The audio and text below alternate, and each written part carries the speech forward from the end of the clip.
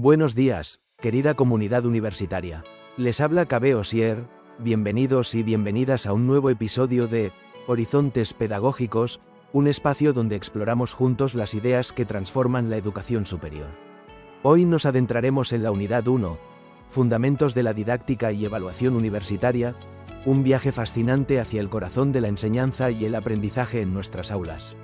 ¿Alguna vez se han preguntado por qué algunas clases nos marcan para siempre, mientras otras pasan sin dejar huella? Hoy descubriremos que la respuesta está en la didáctica y la evaluación, dos pilares que, cuando se entrelazan con propósito, pueden liberar un potencial increíble en cada estudiante. Para empezar, quiero compartirles una anécdota personal. Recuerdo a mi profesor de filosofía en la universidad, don Miguel. Mientras otros dictaban apuntes, él nos preguntaba: ¿qué piensan ustedes? Esa simple pregunta abrió un mundo de reflexión, y hoy entenderemos por qué.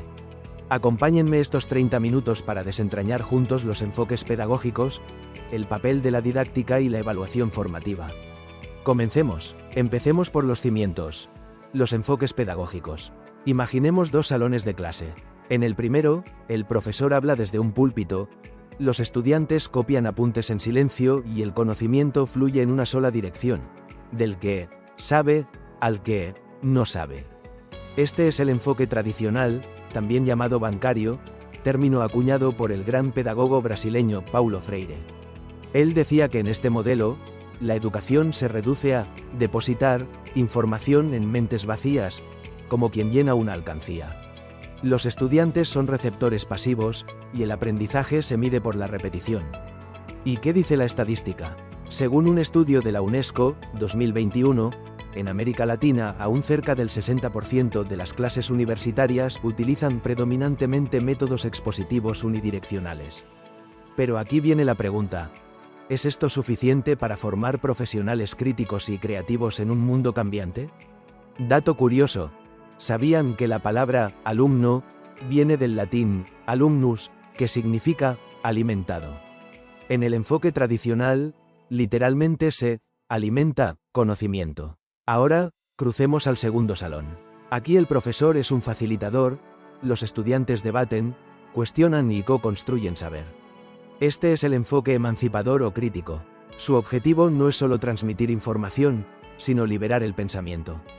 Como dijo Freire, la educación no cambia el mundo, cambia a las personas que van a cambiar el mundo. Aquí, el aprendizaje es activo, colaborativo y contextualizado. Analogía: piensen en la diferencia entre ver un mapa de un territorio, enfoque tradicional, y caminar ese territorio con una brújula, explorando sus rincones, sus subidas y bajadas, enfoque emancipador.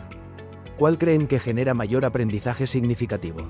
Cita relevante: Jean Piaget, el famoso psicólogo del desarrollo, afirmaba: el objetivo principal de la educación es crear personas capaces de hacer cosas nuevas, no simplemente repetir lo que otras generaciones han hecho.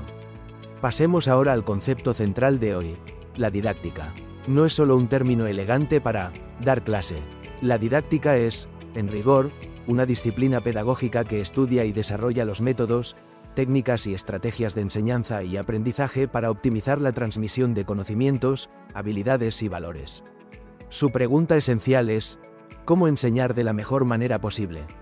Se ocupa de todo el proceso docente educativo, analizando los elementos clave: el contenido que se enseña, el docente que facilita, el estudiante que construye su aprendizaje y las condiciones que lo hacen posible. Y su gran evolución ha sido pasar de enfoques tradicionales, donde el docente era el único transmisor, a modelos contemporáneos que ponen al alumno como protagonista de su propio aprendizaje. Estadística: un informe de la Red Universitaria de Educación, 2022, señala que el 75% de los estudiantes universitarios considera que las metodologías activas, como el aprendizaje basado en proyectos o estudios de caso, producto de una didáctica bien diseñada, aumentan su motivación y retención de conocimientos, comparado con solo el 40% en clases magistrales puras. Y desde esta didáctica centrada en el estudiante, emerge un concepto maravilloso: el diálogo de saberes. No es un monólogo del profesor, ni un simple intercambio de opiniones. Es el reconocimiento de que todos en el aula, estudiantes, profesores, incluso el conocimiento comunitario, tienen algo valioso que aportar. La pedagogía crítica, impulsada por autores como Henry Giroux, nos invita a cuestionar las estructuras de poder en el aula y a co-construir conocimiento desde múltiples voces. Anécdota ilustrativa. En una clase de sociología en la Universidad de Buenos Aires, una profesora pidió a sus estudiantes provenientes de zonas rurales, urbanas, de distintas etnias que analizaran el concepto de justicia social desde sus propias experiencias. El resultado fue una riquísima discusión que enriqueció a todos, incluida la profesora. Eso es diálogo de saberes. Aprender entre pares, horizontalmente. Cita. Como dijera el educador Luis Bonilla Molina, el diálogo de saberes rompe la jerarquía epistémica. El saber académico dialoga con el saber popular, el técnico con el humanístico. Llegamos a un punto crucial, y a veces temido, la evaluación. Tradicionalmente, la hemos visto como un juicio final, un examen que sanciona lo que se aprendió, o no. Pero hoy les propongo un cambio de mirada radical, la evaluación como proceso formativo. Definición conceptual. La evaluación formativa es aquella que ocurre durante el proceso de aprendizaje, con el fin de mejorar ese proceso, no solo de medir resultados. Es como un GPS en un viaje. No solo te dice dónde llegaste, sino que te va guiando, sugiriendo rutas alternas y alertándote si te desvías. Dato curioso. En la antigua China imperial, los exámenes para funcionarios públicos, el sistema Keiyu, eran pruebas memorísticas tan rigurosas que algunos candidatos pasaban décadas estudiando, pero solo se evaluaba el producto final, no el desarrollo de competencias. ¿Cuánto talento se habrá perdido por un modelo rígido? Estadística.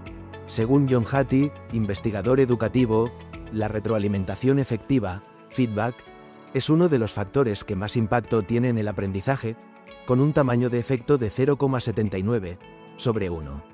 Esto significa que cuando la evaluación incluye comentarios constructivos y oportunos, el progreso de los estudiantes se acelera notablemente. Analogía.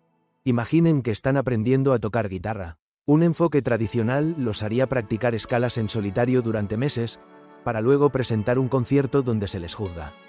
Un enfoque formativo, en cambio, incluiría prácticas guiadas, grabaciones para auto-observarse, feedback del profesor sobre la postura y el ritmo, y pequeños recitales con comentarios de compañeros.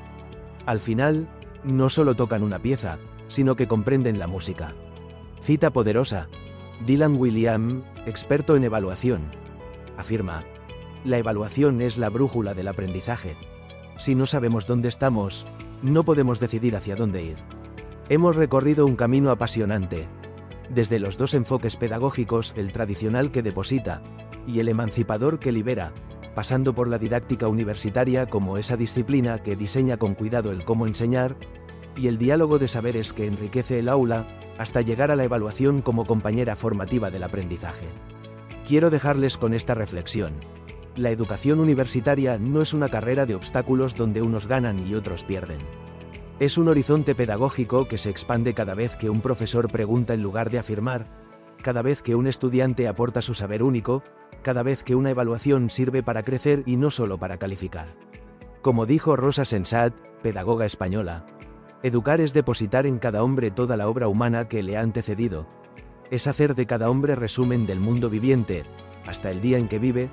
Es ponerlo al nivel de su tiempo, para que flote sobre él y no dejarlo debajo de su tiempo, con lo que no podría salir a flote. Es preparar al hombre para la vida. Ustedes, queridos oyentes, son parte esencial de este horizonte.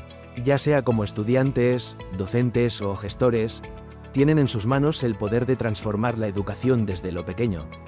Una pregunta crítica, una retroalimentación amable, un espacio de diálogo. Ha sido un honor acompañarlos en esta exploración. Les invito a seguir conectados con Horizontes Pedagógicos en nuestras redes sociales y plataformas. ¿Qué tema pedagógico les gustaría profundizar en el próximo episodio? Escríbanos. Recuerden, la educación es el viaje más importante, porque no solo nos lleva a un título, sino a nosotros mismos y a la sociedad que soñamos. Hasta la próxima, amigos y amigas de la universidad. Que su curiosidad nunca deje de volar. Cuídense mucho.